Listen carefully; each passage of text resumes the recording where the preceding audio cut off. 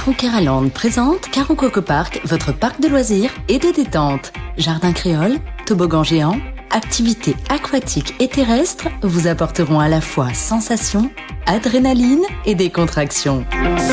Régalez-vous dans son restaurant, le Coco Blue, ou dans l'un de ses snacks. Partagez des émotions fortes dans la zone de jeu Coco Game, où Escape Game, réalité virtuelle et maison de la peur vous offre un 3 en 1. Fêtez vos meilleurs événements avec Karo Coco Recept dans nos espaces privés lounge. Séjournez chez Karo Coco Lodge, des hébergements de charme, proches de la plage ou du spa.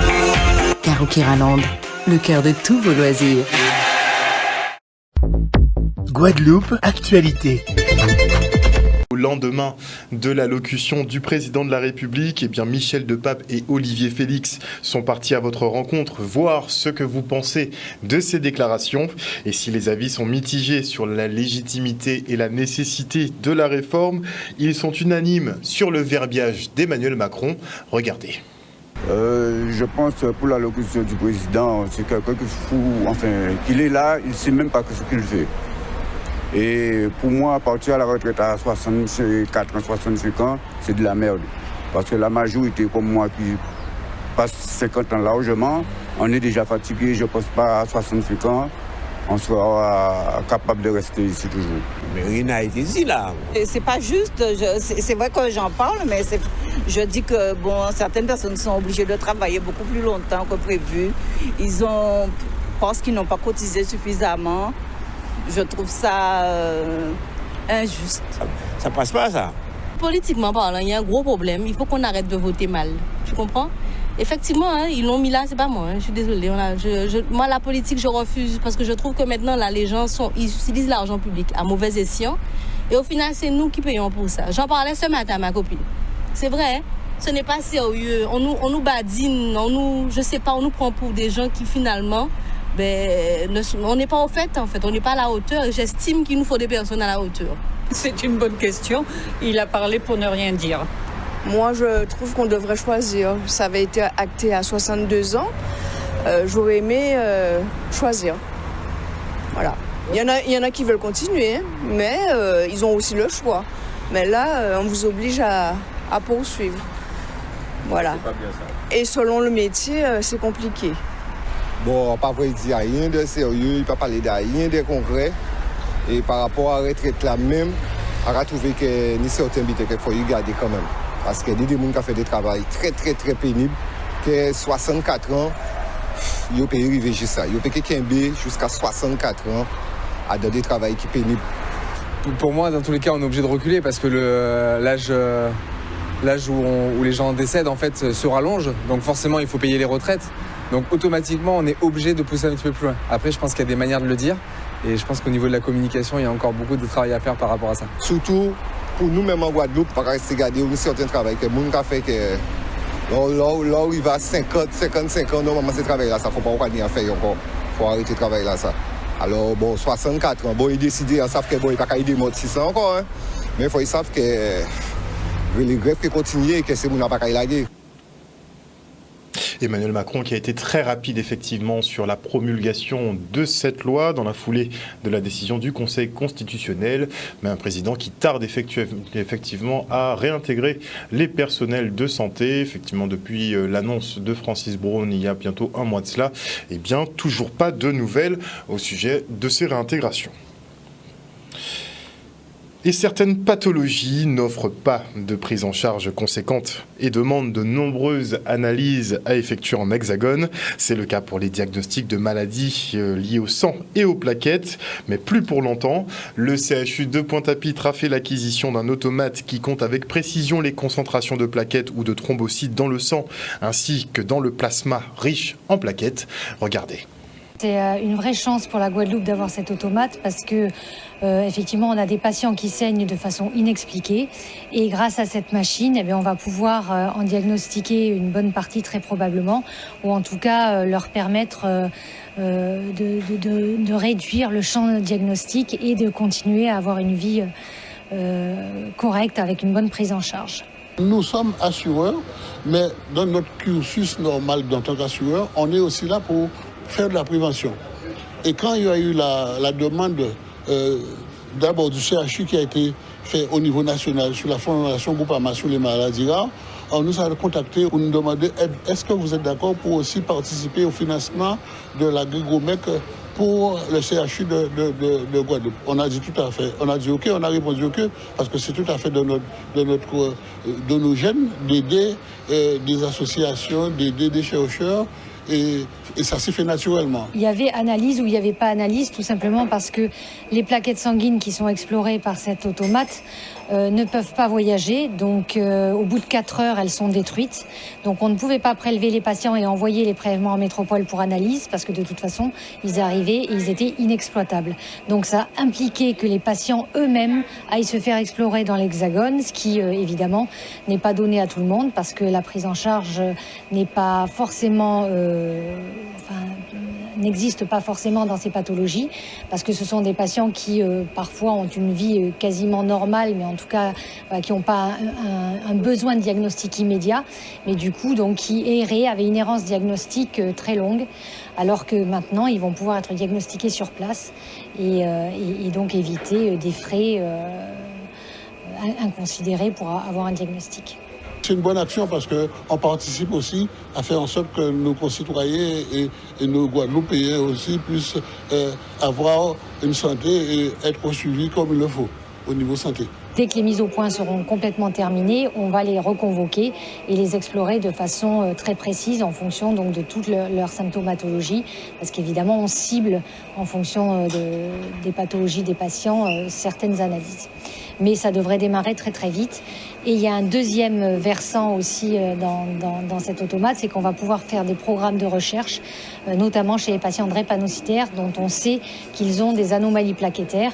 Et grâce à cet automate, eh bien, on va pouvoir aller plus dans le détail de ces anomalies plaquettaires et mieux comprendre la drépanocytose aussi. Un reportage d'Olivier Félix. Et on part maintenant pour le lancement du DUCA, le diplôme universitaire de création d'activités. Pendant 1 an, les étudiants auront des clés pour devenir des entrepreneurs à succès. Le reste en images. Alors nous sommes ici à l'Université des Antilles, à l'UFR Sciences économiques et juridiques, et c'est le premier cours donné aux étudiants du diplôme universitaire de création d'activités qui est créé en collaboration avec l'Université des Antilles, la mission locale et la BGE, boutique de gestion. L'objectif du DUCA, c'est d'accompagner des jeunes qui sont un petit peu en rupture avec le monde académique, mais qui ont un véritable projet d'entrepreneuriat pour les former pendant 1 an, avec à la fois des cours pédagogie, des cours académiques, mais également des intervenants professionnels qui vont venir leur apporter toutes les connaissances et les outils nécessaires pour les aider à devenir des entrepreneurs à succès. L'objectif étant qu'à la fin de l'année, leur projet d'entreprise, qui soit à l'état d'idée ou déjà un petit peu abouti, se matérialise et qu'on puisse ensuite les suivre dans les prochaines années pour voir un petit peu ce que ça donne et qu'ils enrichissent l'écosystème entrepreneurial guadeloupéen. Donc j'ai choisi la formation DUCA par rapport à mon projet qui est d'ouvrir une entreprise dans l'infographie, la vidéo, la photo et la 3D. Offrir des prestations à des petites et moyennes entreprises, grandes entreprises peut-être j'espère, et aussi avec des artistes ou des festivals. Alors c'est par le biais de la mission locale. J'ai été informé par cette formation. On m'a proposé cette formation et on m'a dit que ça serait une opportunité au vu des projets que j'avais. Et voilà. Donc j'ai accepté et maintenant je suis ici. Mais pour le moment ça se passe très bien. C'est le premier jour de cours pour le moment. Après c'est sur une durée de 6 mois. Donc on attend de voir la suite. Au début, j'ai fait une formation d'esthétique, j'ai un CAP esthétique, j'ai un CAP employé commercial en magasin, j'ai un bac pour vente conseil en magasin. Et aujourd'hui, je suis ici parce que je souhaite créer mon entreprise. C'est une entreprise de pizzeria, c'est mon projet. Et j'ai parlé à ma conseillère pour mon projet et on m'a proposé la formation DUCA. J'ai accepté de faire la formation DUCA. C'est pour attirer les compétences, savoir gérer mon temps et faire le business plan et connaître les financements pour créer mon entreprise. Un reportage signé Michel Depape. Et maintenant, je reçois Francis Martin, directeur de la start-up Toutila, qui est spécialisée dans l'habitat. Bonsoir, monsieur Martin. Bonsoir, Harold. Merci de me recevoir. Alors, vous venez justement d'obtenir le label French Tech 120. Mais avant de parler justement de l'obtention de ce label, on va parler un petit peu de votre parcours très rapidement. Vous êtes le fondateur du site Pneugom, donc vous êtes venu casser un petit peu les prix sur le marché pendant un temps. Vous avez finalement récupéré au moins 4 à 5% de part de marché sur les pneumatiques en Guadeloupe, donc c'est un pari extrêmement réussi, à tel point qu'on vous a racheté finalement l'entreprise. Un bon deal, un très bon deal. Très très bon deal. Un rachat à 2 millions. Oui, exactement. On a été la première start-up, Pneugom a été la première start-up des DOM à voir une valorisation réelle de rachat. Première expérience réussie en tout cas pour la Guadeloupe, de dire on est capable aussi ici d'investir la tech et de réussir parce qu'on a un écosystème qui est super favorable.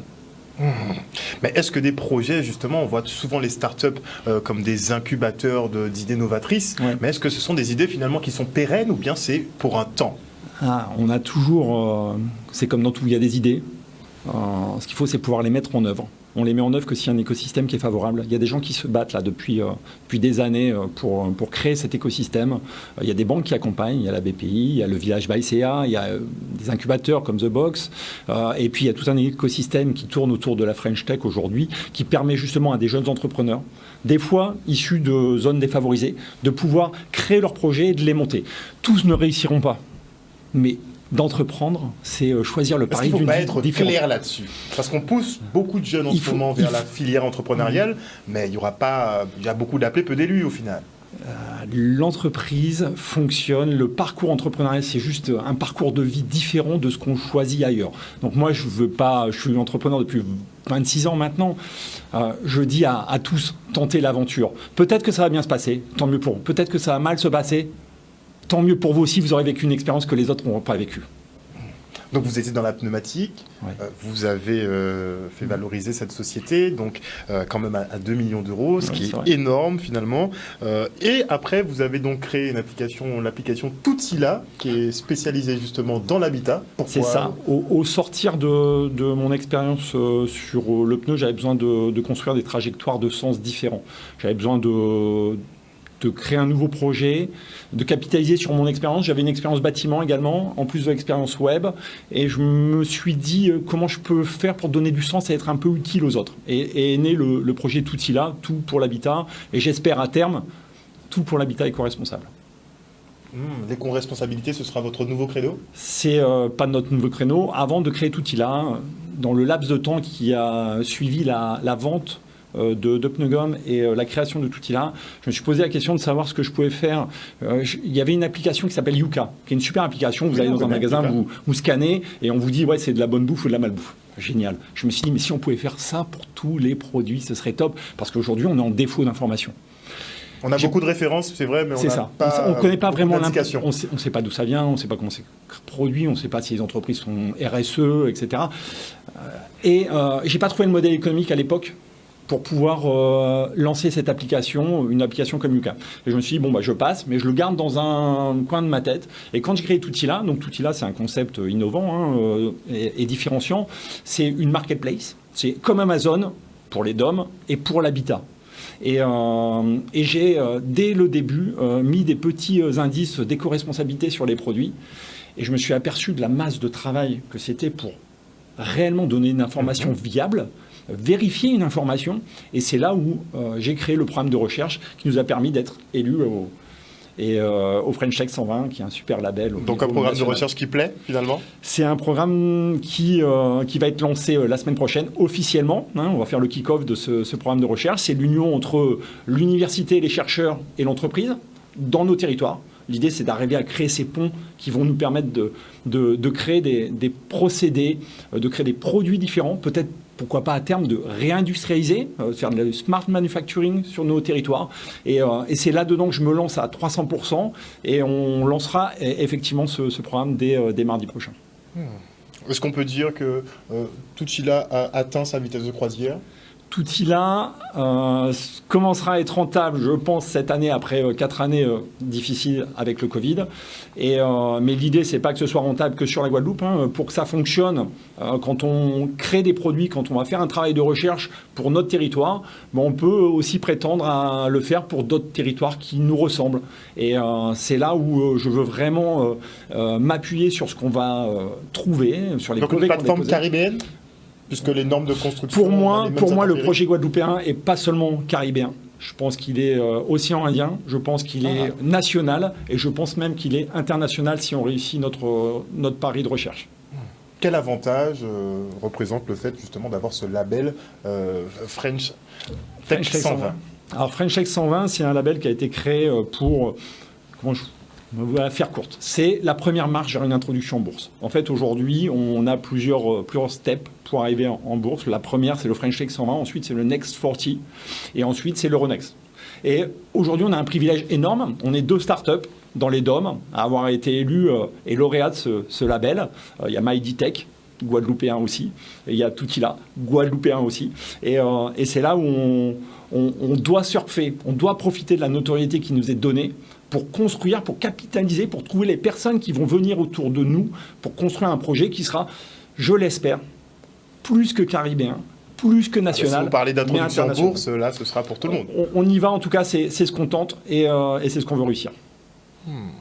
On vous souhaite bon vent, c'est un énorme pari. Ouais, franchement, c'est un énorme pari, mais vu votre progression en 4 ans avec 2 années de Covid, ça reste faisable. Mais on a vraiment besoin de vous pour nous accompagner là-dedans parce que ça va être un gros challenge et je veux absolument que la Guadeloupe soit le fer de lance de la rénovation éco-responsable bientôt. Merci beaucoup en tout cas Francis Martin, je le rappelle, directeur de Toutila, d'être venu sur ce plateau ce soir pour nous annoncer effectivement cette bonne nouvelle, à savoir que vous avez donc le label French Tech 120. On est première étape justement pour une introduction en bourse. C'est la toute première, mais c'est déjà une belle pierre à l'édifice. Merci Monsieur Martin. Merci Harold. Et on part maintenant pour les assises de la mobilité. En Guadeloupe, se déplacer sans véhicule personnel est un parcours du combattant, de quoi décourager les personnes en difficulté et mettre à mal souvent leur insertion.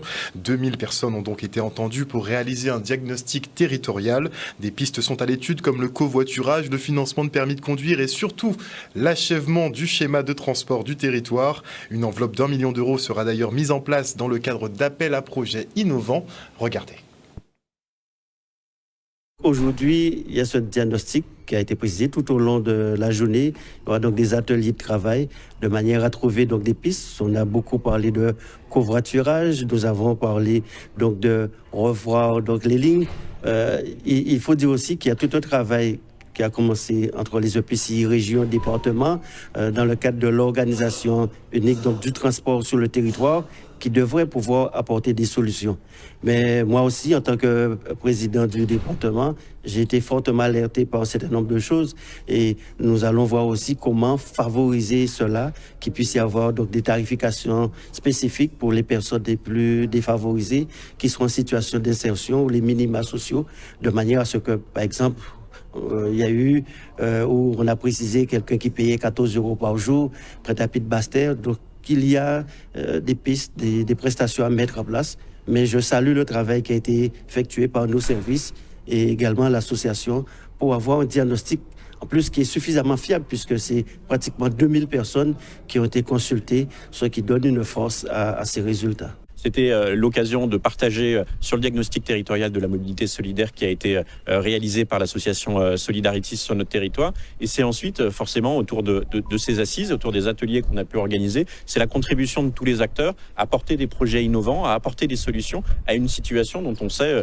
tous ensemble qu'elle peut être compliquée pour se déplacer sur notre territoire et notamment sur les publics en situation de précarité. Donc c'est vraiment un travail qu'on compte aujourd'hui avec tous les acteurs, avec le président du conseil départemental, avec les élus du territoire et avec toutes les associations qui sont parties prenantes de la mobilité solidaire, de manière à apporter des solutions concrètes qui déjà sont testées sur certaines parties du territoire et qu'on va essayer de déployer, de développer, parce que avec le conseil départemental, l'État va porter un appel à projet doté de plus d'1 million d'euros. Nous avons répondu à un appel à projet lancé par les services de l'État et le conseil départemental. Donc nous avons effectivement pu mener notre diagnostic territorial territoriale sous commande publique. Maintenant, nous allons effectivement lancer une plateforme d'écomobilité inclusive sur le territoire Guadeloupe. Et en termes de financement, le président du conseil départemental et les services de l'État ont effectivement ont ce besoin de pouvoir financer cette action phare, conscient des gros enjeux de mobilité des publics en insertion sur le territoire Guadeloupe. Et les transports urbains et collectifs qui rouleront d'ailleurs sans doute un jour à l'hydrogène Made in Guadeloupe.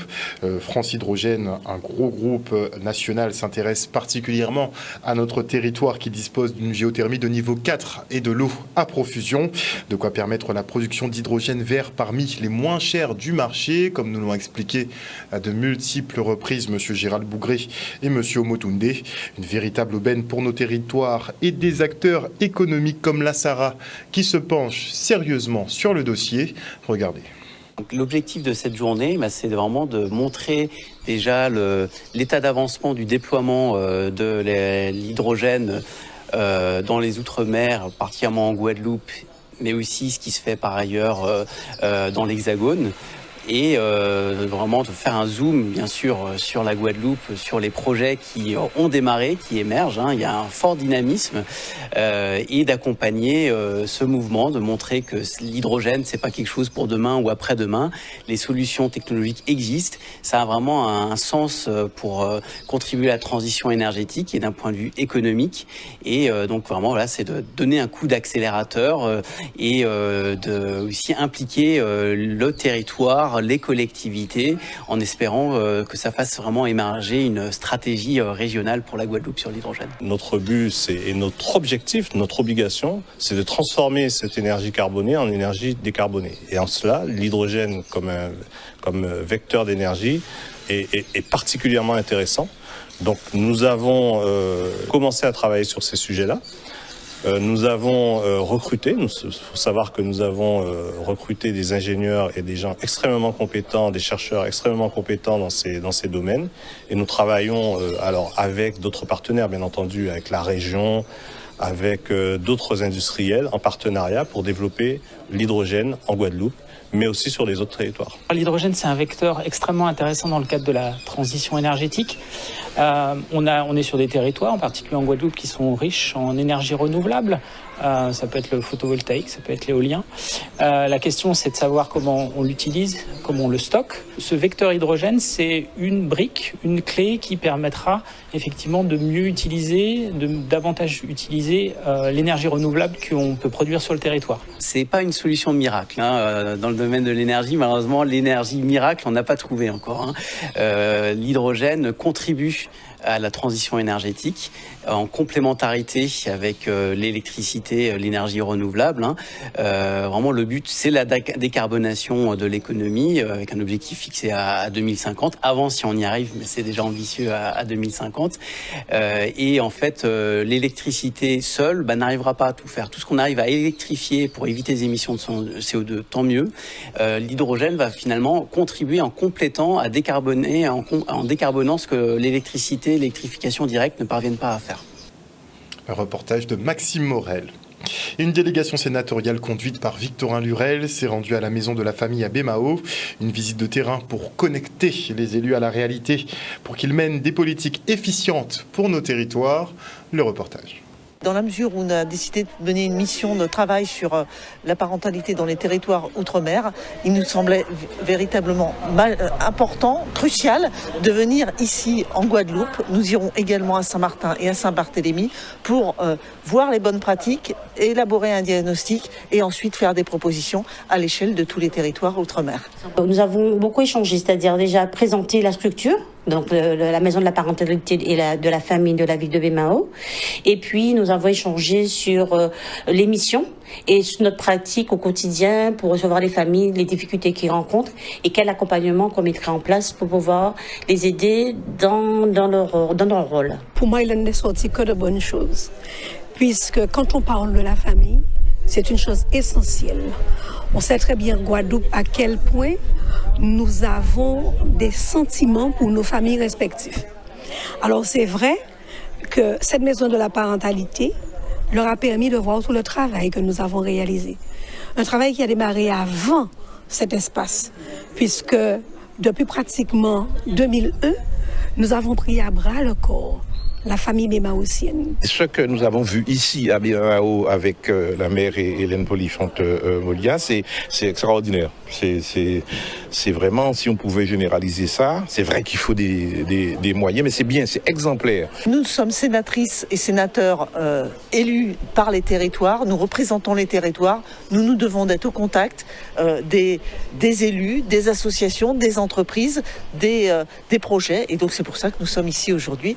À partir du moment où on travaille sur des lois, on doit aussi savoir comment ça se passe sur le terrain pour avoir des dispositifs qui collent le mieux possible à la réalité des situations, aux problèmes qui se posent dans tous les territoires. Et les territoires ultramarins sont des territoires différents à part entière. Et notez ce rebondissement dans l'affaire Claude Jean-Pierre, puisque le juge d'instruction en charge de cette affaire demande effectivement à continuer donc cette instruction. Il refuse donc la demande de non-lieu qui avait été sollicitée par le procureur Xavier Sicot. Et on se rend maintenant au centre culturel Réminé-Souta à Pointe-à-Pitre pour l'exposition de Marie-Joseph André. Cet artiste peintre autodidacte expose ses œuvres qui lui viennent, selon ses dires, du cœur. Regardez. C'est vrai que ça fait très très longtemps que je voulais peindre et puis ça a commencé en 2018. J'ai commencé par de la pastel. Et puis au fur et à mesure, je me suis lancée. Un jour, ma soeur m'a ramené des tubes d'acrylique. Elle me dit, allez, tiens, débrouille-toi, fais. Et c'est parti comme ça, c'est venu comme ça de ma tête, parce que je suis autodidacte. Je n'ai pas eu l'occasion de prendre des cours de peinture et c'est venu comme ça. En tant qu'Antillaise, on est dans un pays très ensoleillé, on est riche de couleurs. Alors je me suis dit, tiens, autant se servir aussi des couleurs qui nous environnent, qui font partie de notre environnement, quoi. Ça parle de tout ce qui me vient du cœur, déjà d'une part.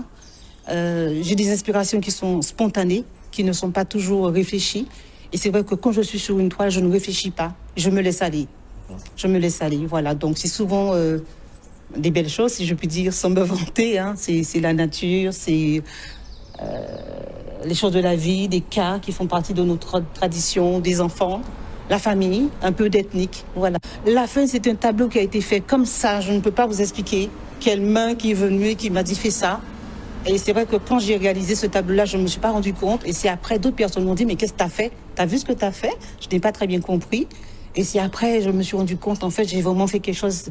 On entrait dans la période du Covid, en plus, quand ça a été créé. Donc je pense que ça avait un rapport par rapport au Covid. Mais j'espère quand même que on n'a pas beaucoup de temps, que les Antillais viennent voir un peu ce qui se fait, ce que je fais, ce que je mets en œuvre.